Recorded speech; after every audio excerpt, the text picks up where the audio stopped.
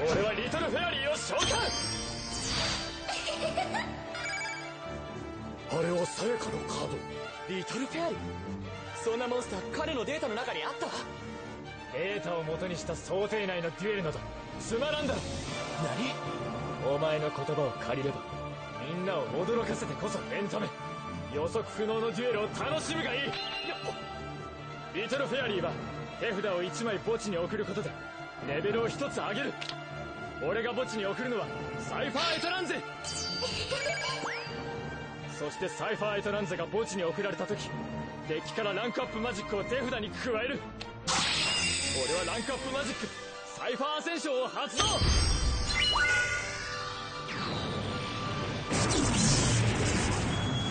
ギャラクシーアイズサイファードラゴンを対象にランクが1つ上のサイファーモンスターをエクシーズ召喚する。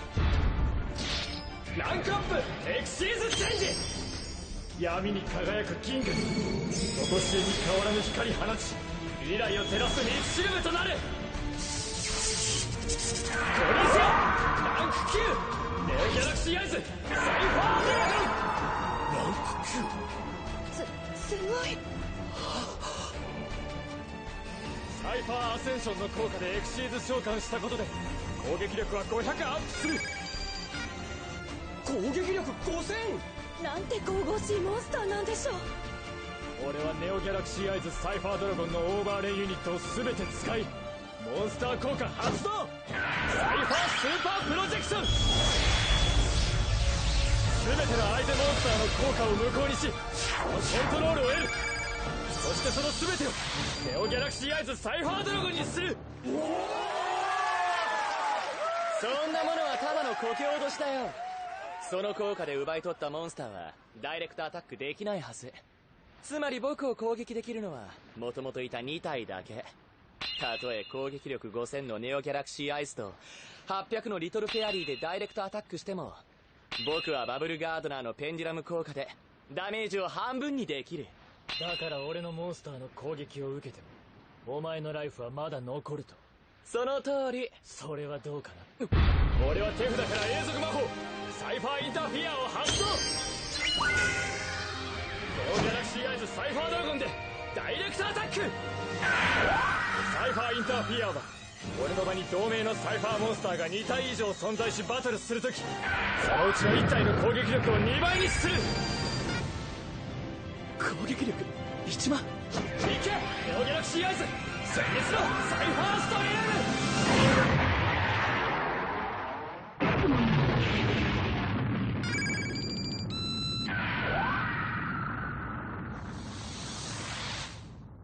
The following video is a non-profit fan-made video. All the rights belong to Konami, TV Tokyo, and Nihon Ad Systems. I encourage you to follow me on my secondary channel, Yu-Gi-Oh! Everything, where I will be posting Yu-Gi-Oh! Q&As, Yu-Gi-Oh! Podcasts, Yu-Gi-Oh! Spoiler analysis, and more. Link is in the description. Hello everybody, it is Dylan from Clueless Gamers, or Yu-Gi-Oh! Everything, and welcome back to another Yu-Gi-Oh! Arc 5 review. I will be giving my thoughts on episode 135. I hope you guys enjoy. オットアイズペンデュラムドラゴンバトルだ。オットアイズペンデュラムドラゴンでスターブベノムフュージョンドラゴンを攻撃。リアクションフォー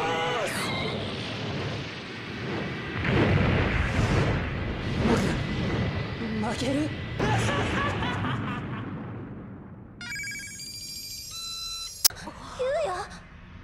お前たちの望み通りに。あれは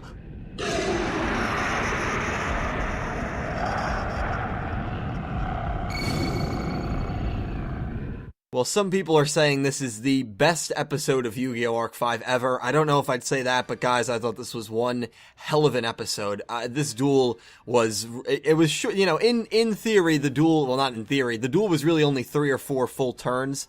I think it was actually only 3 turns, but despite it was kind of short and it only maybe lasted 2 episodes when I would have liked to see a few more episodes, I thought the duel was magnificent. I really, really loved this duel, especially the final turn, but I'll get into that. Generally speaking, loved the episode. I think the fans loved it, and what a weekend for us Yu-Gi-Oh! Fans. We get a confirmation for Yu-Gi-Oh! 6, and we get an episode like this, and Zark is revived at the end of this episode, and just a very good weekend for the Yu-Gi-Oh! Community. I'm recording this right now at 9:30 p.m. at night. I have an 8 a.m. and a 10 a.m. marketing and finance final, respectively, so I just don't have time to do a tribute to Yuya and Yuri. I'm not even sure if I'm going to do a tribute to them, because even though, they died the same way that maybe Yugo did, died, I put in quotation marks, Yuya was the one who kind of orchestrated it along with Yuri, so I'm not sure. I'll get into that. I might not do a tribute for them at all, or maybe I'll do it at the end of next week, if that makes any sense, but I'm not sure if I'll do it. There will not be one at the end of this video. I do apologize for that. But anyway,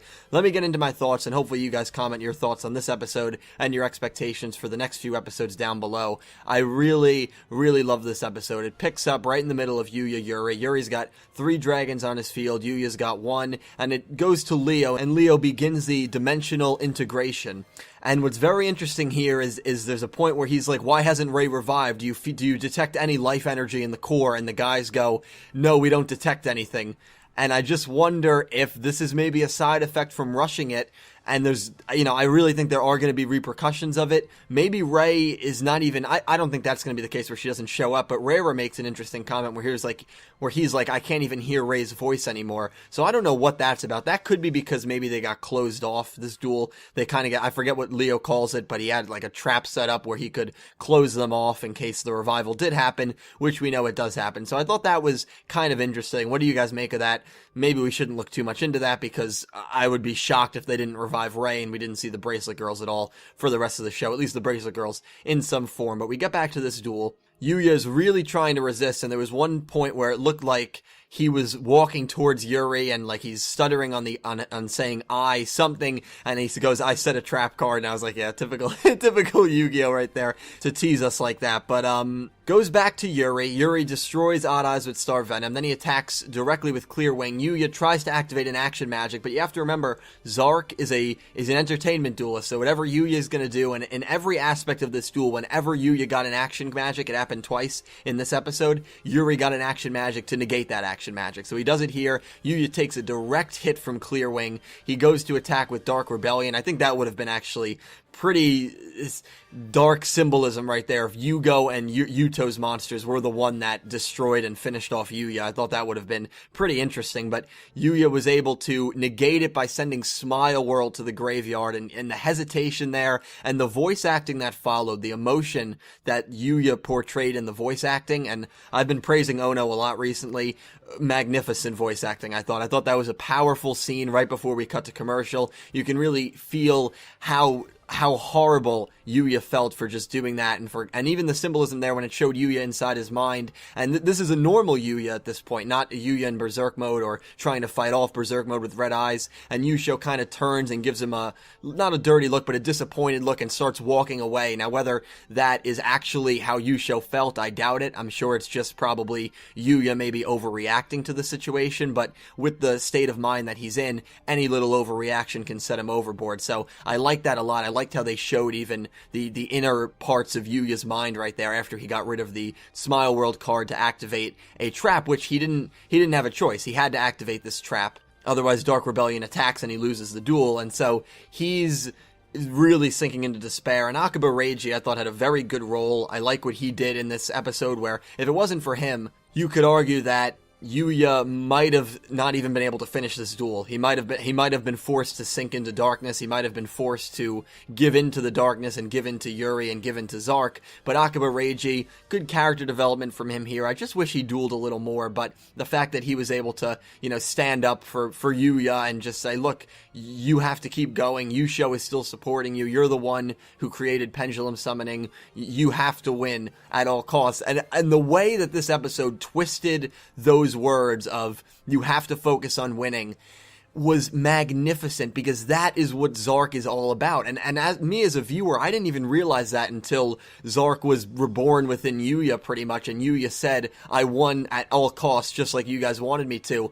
And I was like, they did not just do that. That was brilliant writing to hint at that when they showed us in the flashback, I think it was 125 or 126, that the reason Zark became so destructive is that everyone just wanted him to win. And that's how Reiji was getting through to him. Just win, just win. And the fact that they twisted it it so well. I thought was incredible writing. I really, really loved this episode. Anyway, Yuya sticks around, he pendulum summons a few monsters onto the field, and he turns the tables. He gets Dark Rebellion and Clearwing onto his side of the field.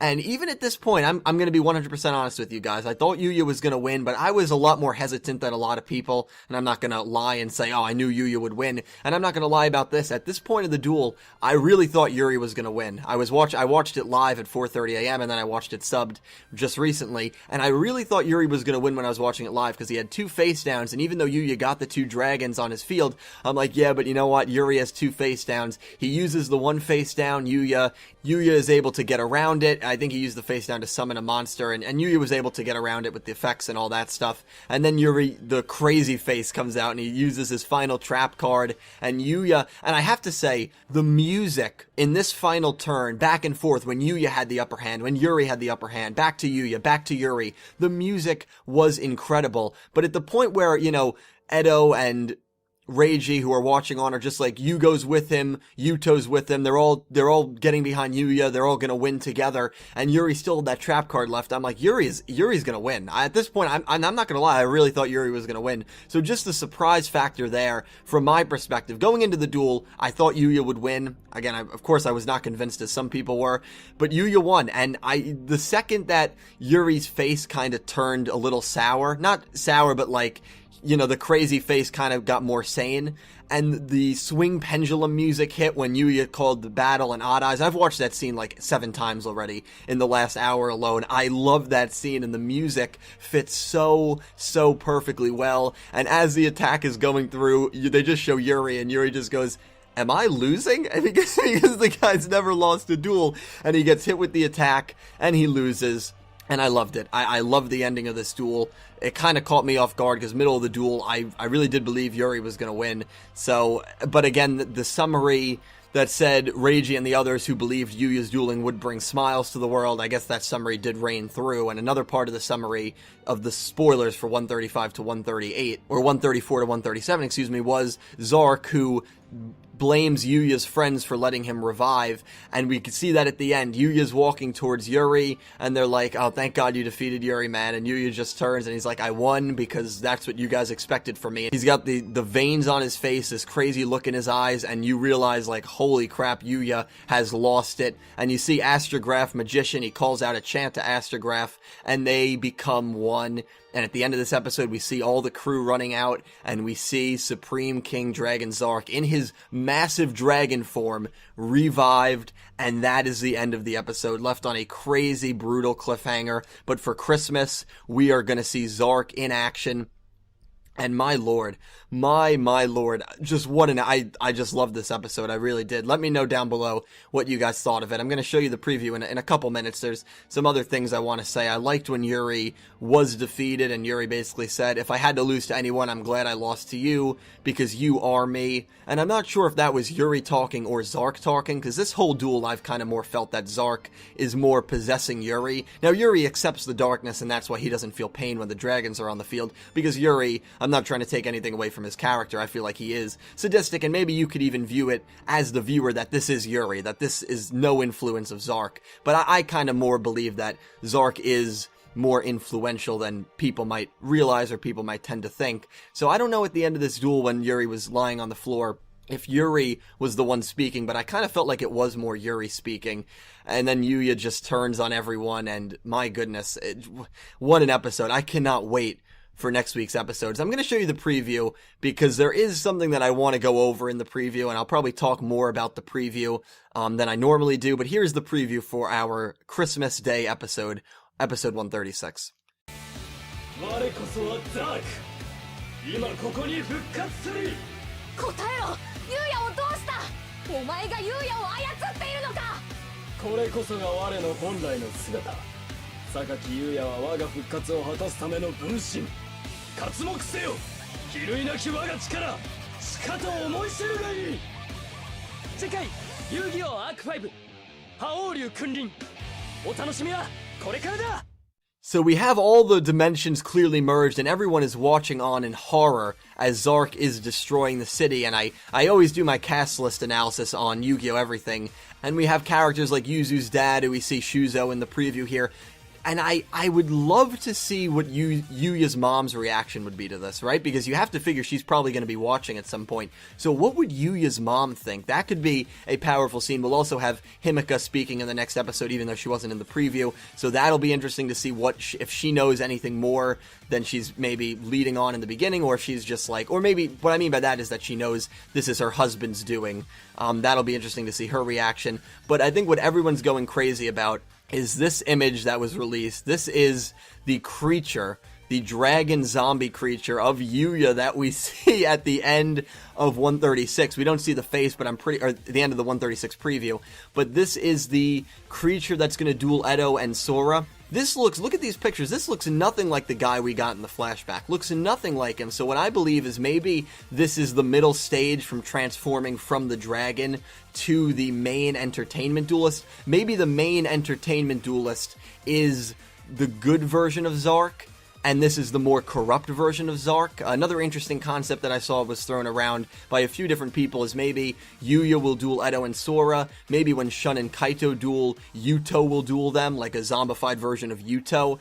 That would be interesting. I don't know if I necessarily agree with that, but that was just something that I saw on Twitter that piqued my interest. But I'm not going to think too far in advance on that, because I don't know if they'd be willingly, switching around who's in control of the bodies. I feel like when they're Zark, they're just trying to destroy everything, which we can see in the preview. That is what this dragon is doing. So some real chaos is coming in the next episode, guys. Cannot wait. Also, the pendulum falls off right before Yuya becomes one with everyone else, and we see Sora using the pendulum to try to get through to Yuya. I imagine the pendulum definitely going to play an important role in maybe stopping Zark. We'll see down the road. That was a theory that a few people threw around, and whoever really called that, they called it 100% right, because the fact that they showed the pendulum falling off and then everything formed into one, the U-Boys formed into one, clearly the pendulum is maybe the thing that prevents it from happening. So a lot of people who called that, great job calling that. But that's gonna wrap this review up, guys. So thank you